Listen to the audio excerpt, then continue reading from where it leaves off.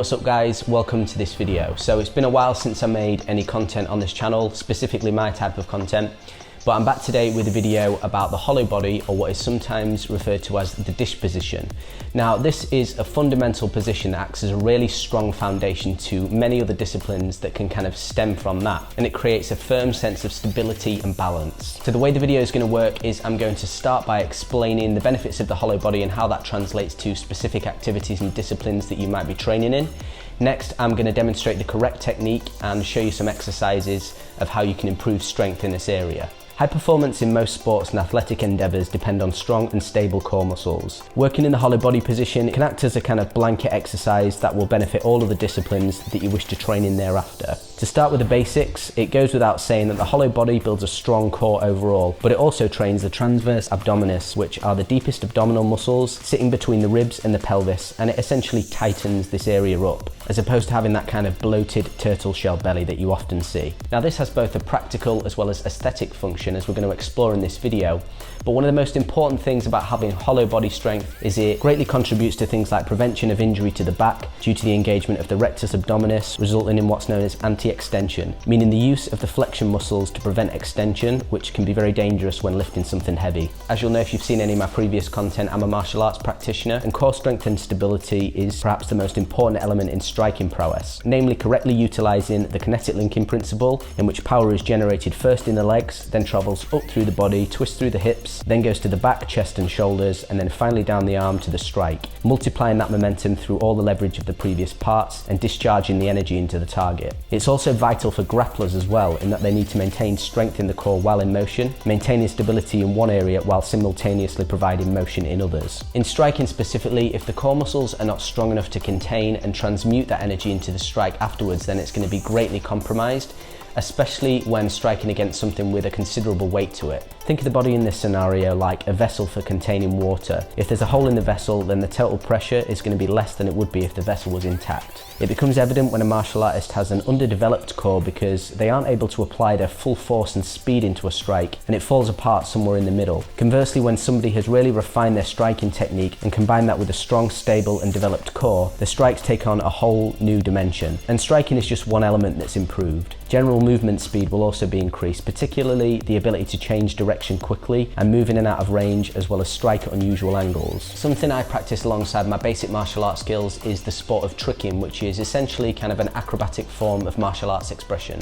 Having that hollow body strength is vital here in having sharp, controlled and explosive movements. And similar to this, along those same lines, other disciplines that require hollow body strength as a staple are gymnastics, calisthenics and pretty much any form of acrobatics. It's used in things like handstand holds, as well as advanced skills such as the planche that rely heavily on hollow body strength, and also skills such as the L-sit and the more advanced V-sit require still greater hollow body strength and act as yet another way to improve strength in this position. Now before we go on to discussing the correct hollow body technique, it's important to mention that simply the act of engaging in your chosen activity or discipline will build strength in that area through muscle adaptation, but having a structured program utilising hollow body training will act as a force multiplier, improving the skills and techniques that you've already developed.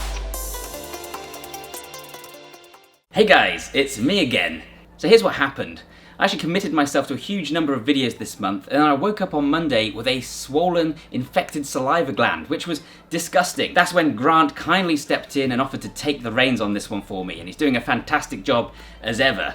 I'm here again now though, and feeling healthy. Tell you about today's sponsor, Fabulous, the #1 self-care app for creating your ideal daily routine and accomplishing your goals. So Fabulous basically is a habit tracking app. So what you do is you input your ideal daily routine, the habits you want to follow, and then Fabulous will track these for you, track your progress, provide you with reminders and tips to help you keep going. For example, if you want to start doing a hollow body on a daily basis, then Fabulous is a great way to ensure you commit to that. And this would be an amazing way, holding hollow body for 1 to 2 minutes a day, to really improve your core and your general fitness and health. You also get curated journeys created by experts, which essentially introduce you to new lifestyle habits and changes that have been proven to improve your wellness and your health. There's a community feature through circles where you can find like-minded people, provide each other with encouragement and support. So if you're looking to get healthier and improve your lifestyle and habits in 2023, what better way to start doing it? Start building your ideal daily routine today. And the first 100 members to use the promo link in the description down below will also get 25% off of their subscription. Check it out, and thanks once again to Fabulous for sponsoring this video. Thanks to Grant for making it, and it might not be my place to say this today, but bye for now.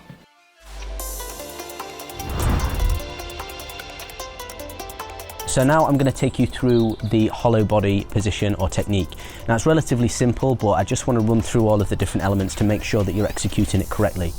Now the first thing that you want to ensure, as you lay yourself back like this, the first thing that we do is we basically lift up the head like this to about here. Now what we're not doing is we're not sitting all the way up like this, okay? Because we need that lower back pressed onto the ground. So as we lift our head up, we lift up to about here. And what I do then is I engage the core muscles into that posterior pelvic tilt and basically bring in the navel.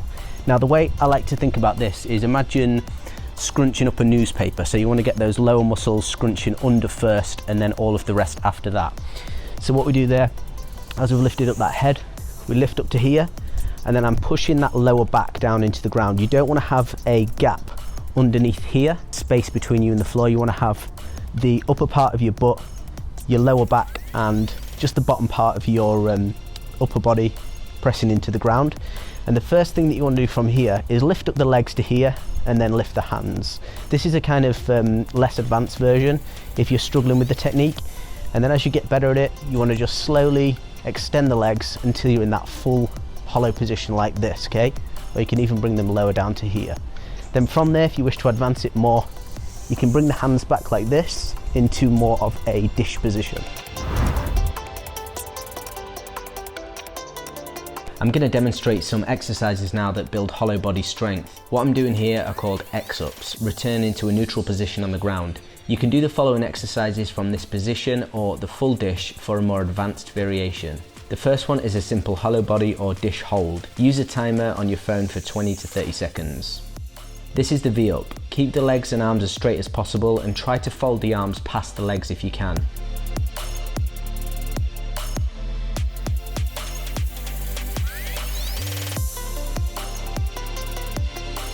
Similar to the regular V-up, in the alternate V-up we touch the opposing hand and foot in the centre. Again, try and keep your legs and arms as straight as possible.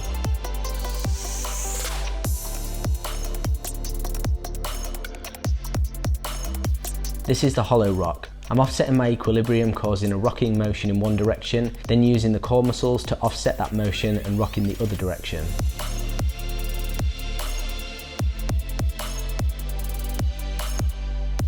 The tuck up. Raise the knees in a bent position and meet it with your chest. Try to bring your arms past your knees so you can crunch in tighter.